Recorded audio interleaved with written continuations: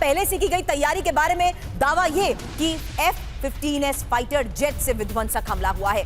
F-15S fighter ने Houthi के ठिकानों को दहला दिया है। यमन की कई जगहों पर यह भीषण बमबारी, जिसकी तस्वीर तो हमने अभी आपको दिखाई, लेकिन ये हमलों को अंजाम देने से पहले की तैयारी का वीडियो आपके सामने है। क्योंकि तैयारी जिस लिहाज से की गई उसको लेकर सवाल यह किया जा रहा है कि आखिर कौन से ठिकानों को नेस्तनाबूद किया गया है। और हमले के दौरान वॉर रूम में मौजूद नेतन्याहू की तस्वीर भी अब आपको देखनी चाहिए, क्योंकि यहाँ एक बंकर में वॉर टीम की मौजूदगी के साथ हालात को और हमलों को मॉनिटर करते हुए खुद नेतन्याहू नजर आए हैं। नेतन्याहू ने हुती पर हमले को लाइव देखा है। ये वही तस्वीर है जो IDF चीफ हर्जी हलेवी के साथ न सिर्फ हमलों को मॉनिटर कर रहे हैं बल्कि दिशा निर्देश भी दे रहे हैं, सेना को दे रहे हैं दिशा निर्देश। नेतन्याहू की यहां पर मौजूदगी और डायरेक्ट हमलों को किस तरीके से अंजाम दिया जा रहा है, ये मॉनिटर नेतन्याहू ने ही किया है। हालांकि अचल मल्होत्रा सर, मिडिल ईस्ट के इस हालात को देखते हुए हिजबुल्ला, हुती और साथ ही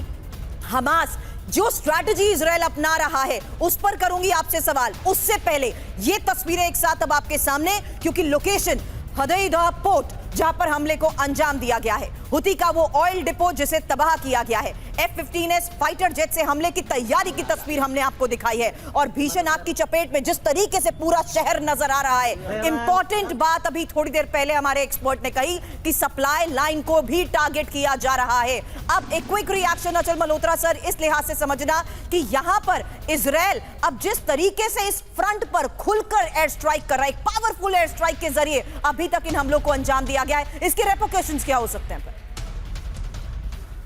देखिए सुरभि जी, गौरतलब यह है कि अक्टूबर में जब ये कॉन्फ्लिक्ट शुरू हुआ था, हालांकि ये बहुत पुराना कॉन्फ्लिक्ट है, लेकिन उसका लेटेस्ट एपिसोड है जो अक्टूबर में शुरू हुआ हमास की तरफ से, अब उसका धीरे धीरे आकार बढ़ता हुआ चला जा रहा है। एक तरफ इजराइल है, इंटरनेशनली रिकॉग्नाइज्ड स्टेट है, और दूसरी तरफ जितने भी प्लेयर्स हैं ज़्यादातर वो टेररिस्ट या मिलिटेंट या इस तरह की ऑर्गेनाइजेशंस हैं, सभी के तार जो हैं ईरान से जुड़े हुए हैं। तो कहीं ना कहीं ये ईरान और इजराइल की प्रॉक्सी वार भी कह सकते हैं। अब सवाल ये कि रुकेगा कहाँ जाके, क्योंकि अगर इसका आकार दिन ब दिन बढ़ते ही चला गया, इसमें दूसरी देशों की भी इन्वॉल्वमेंट होने लगी, हालांकि मुझे लगता है कि जब तक किसी स्टेट की इन्वॉल्वमेंट नहीं होती दूसरी तरफ से परोक्ष रूप से, तो ये वो पुरानी अरब इजराइल वॉर जैसी स्थिति तो नहीं बनेगी।